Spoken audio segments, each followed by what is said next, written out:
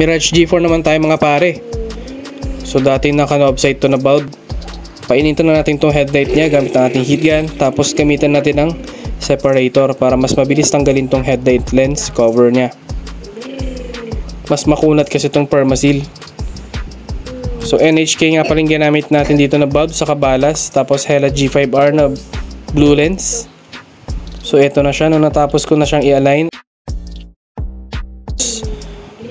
So etong isang side nga pala to, depot nga pala ito, kaya medyo mas mataas yung tutok ng projector. Kasi kahit na anong adjust mo sa headlight ng depot, mababa pa rin tutok. So kailangan natin siyang dayain gamit ang nut and bolt. Tapos eto na yung finished product na natin. Nung naisara na, may vent patches na rin yan, dust covers. So kita nyo parang hindi nabuksan tong headlight lens nya, hindi nawalwal yung channel. Eto nga rin pala yung harness, NHK.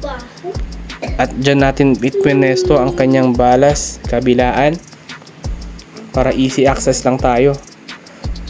So naglagay din nga pala tayo dito ng angel eyes, dual color, white pag park lights, tapos ito yellow amber kapag ka nag signals or hazard.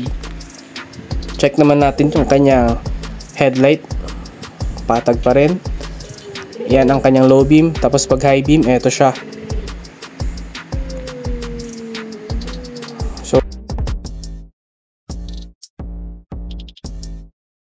Okay, sunod yun na rin yung fog lights nya. So kita nyo man, malinis na itsura ng kanyang headlights. Kanina kasi maalikabok yung isang side na yan. So pinunasan natin yan, nilinis natin.